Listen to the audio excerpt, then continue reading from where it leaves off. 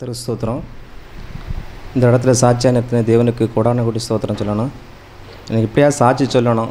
ஆண்டவரே, ஒரு தடை இல்லாமல் நான் வந்து சேரணும்னு ஆண்டவர்கிட்ட ப்ரேயர் பண்ணிட்டு தான் வந்தேன். ஆனால் கரெக்டாக கொண்டு ஆண்டவர் கொண்டு சாத்திட்டார். இந்த ஜீவஒளி ஜெப கோபுரத்தில் நான் எங்கள் குடும்பம் இந்த இடத்துல வந்து எப்படியும் கிட்டத்தட்ட 12 வருஷம் 13 வருஷம் ஆகும். நான் வரக்கு முன்னாடி, அதாவது அந்த 12 வருஷத்துக்கு முன்னாடி நான் இங்கே வரும்போது எனக்கு படி ஏற முடியாது, அந்த சூழ்நிலை தான் இருந்து நடக்க முடியாமல் தான் நான் இருந்தது.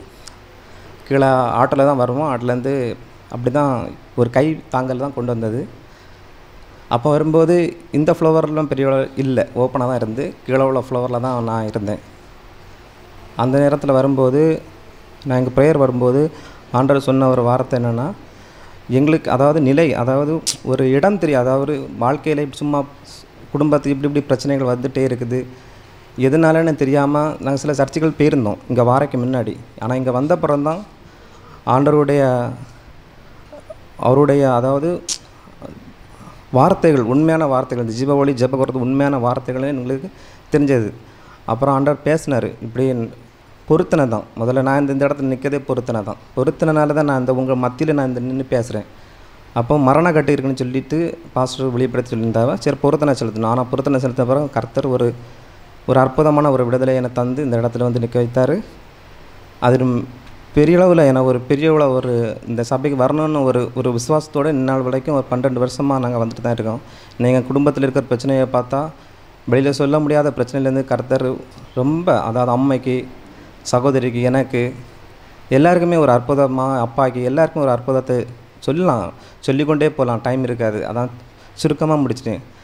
அப்போ பாஸ்டர்கிட்ட எதுனாலும் நாங்கள் பாஸ்டர்கிட்ட ப்ரேயர் பண்ணி அவர் ப்ரேயர் பண்ணால் எங்களுக்கு ஒரு ஆண்டவர் எங்களுக்கு ஏதோ பேசி எங்களுக்கு ஒரு சுகத்தை தருவார். எந்த சூழ்நிலையும் சுகத்துலேருந்து எங்களுக்கு எந்த பிரச்சனை இருந்தாலும் ஆண்டவர் சுகத்தை தருவார். அதற்கு கர்த்தருக்கு கோடான கோடி ஸ்தோத்திரம்.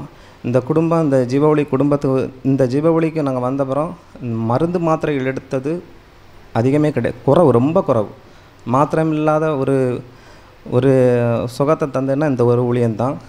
அதுக்கப்புறம் சகோதரி கூட ஒரு சின்ன அதாவது குழந்தை, அதாவது அவளுக்கு குழந்தை கிடச்சது. அது நான் தான் அவள் பக்கத்தில் இருந்தது அன்னைக்கு வீட்டில் இருந்து கிளம்பி போகும்போது. அது இந்நாள் வரைக்கும் என் மனசாட்சி சொல்லிவிட்டு, நீ சொல்லுன்னு சொல்லிட்டே எப்படியாவது சொல்லிடு சாட்சி சொல்லும்போது. அப்போ வீட்டிலேருந்து கிளம்பி வரும்போது அவளுக்கு வயிறு வலி வந்து அன்றைக்கி நான் தான் பக்கத்தில், நானும் அம்மை தான் உண்டோம் வரும்போது. அப்போ பாஸ்டர் இப்படி அவள் ஃபோன் பண்ணி, அவளால் முடியாது, பாஸ்டர் ஃபோன் பண்ணி சொன்னது, பாஸ்டர் இப்படி வயிறு வலி இருக்குது. ஆனால் அந்த இடத்துலையும் ஆண்டவர் ஒரு வார்த்தை சொன்னார், என்னுடைய மகிமையை காண்பாயின்னு.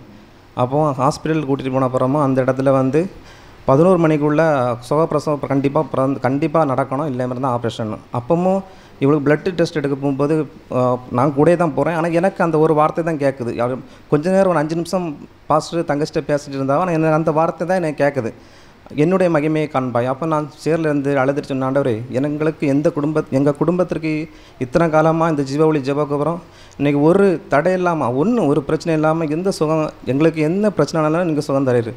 கண்டிப்பாக ஒரு மிராக்கு நீங்கள் செய்யணும், இந்த ஆஸ்பத்திரியில் செய்யணும், இந்த தக்கலை ஆஸ்பத்திரி செய்யணும்னு சொல்லிட்டு நான் அழுதுட்டு இருந்தேன். அப்போ ஆப்ரேஷன் தேட்டருக்கு தான் நர்ஸுங்க சொன்னால், ஆப்ரேஷன் தேட்டருக்கு வந்துருங்க, நீங்கள் வந்துருங்க, ஆப்ரேஷன் தான், நாங்களும் நினச்சோம் ஆப்ரேஷன் தான் நடந்துகிட்டு இருக்குன்னு சொல்லிட்டு. அப்போ நான் அந்த இடத்த சொன்னேன், அந்த இடத்துலையும் நாங்கள் வந்து நான் சொல்கிறேன், அந்த ஏதாவது ஒரு மிராக்க சொல்லும்போது அந்த நான் உடனே மேலே மாடிக்கு போகும்போது அந்த உடனே நர்ஸு சொன்னாவா, இது வந்து ஆப்ரேஷன் இல்லைப்பா, சுகப்பிரசவம்னு சொல்லிட்டு. அதுக்கும் ஆண்டவர் பெரிய மிராக்க சொன்னார். கடைசியில் என்னுடைய திருமண காரியத்திற்காக நான் இந்த இடத்த சாட்சிடணும். நான் திருமண காரியத்தில் வந்து எனக்கு வீடு பிரச்சனை தான். நான் இப்போ ஒரு வீட்டில், நாங்கள் வந்து பேர் மது, நான் வந்து மண்டே மார்க்கெட்டில் இருக்கிறேன். ஆனால் அங்கே இருந்தாலும் ஆண்டவர் எங்களுக்கு வாடகை வீட்டில் இருந்தாலும் இன்றைக்கி கோபுரத்தில் மேலே வீட்டில் நல்ல வசதியாக தான் இருந்தோம். பரிசேரி ஊரில், சொந்த ஊரில் நல்ல கொஞ்சம் வசதியாக தான் இருந்தோம். அந்த ஊரை விட்டு மாறியே 12 வருஷம். அந்த 12 வருஷத்தில் நாங்கள் ஜீவஒளி ஒரு ஜெபக்கோபுரம் தான் வந்து நாங்கள் ஊழியத்துக்கு வந்தது. திருமணத்துக்கு ஆண்டவர் சொன்ன வார்த்தை மூலம், அதாவது வாக்குத்தத்தம் மூலம், இந்த புதிய காரியத்தை நான் செய்வேன் அதுன்னு சொல்லிட்டு வாக்குத்தத்தம் மூலமாக என் திருமணம் நடந்தது. சம்மந்தம் வந்து பாஸ்டர்கிட்ட சொன்னேன், பாஸ்டர் இப்படி நீங்கள் சொல்லுங்கள் பாஸ்டர், வாழ்க்கை பிரச்சனை, அதாவது வாழக்கூடியது. ஆனால் பாஸ்டர் ஒரு வார்த்தை சொன்னார், நான் பாஸ்டர் சொல்லி ஒன் மடியிலே நான் போட்டேன்னு சொல்லி தேவன் பாஸ்டர் மூலமாக சொன்னார். அந்த திருமணம் நல்லபடியாக ஒரு தடை இல்லாமல் என்னுடைய மகிமையை காண்பாய் என்று ஆண்டவர் சொன்ன வார்த்தை மூலமாக எந்த ஒரு தடையும் ஒரு பிரச்சனையும் இல்லாமல் தேவன் நல்லபடியாக திருமணத்தை நடத்தி நல்ல சந்தோஷமாக முடித்து தந்தார். அதற்காக கர்த்தருக்கு ஸ்தோத்திரம் சொல்லி சாட்சி முடிச்சேன்.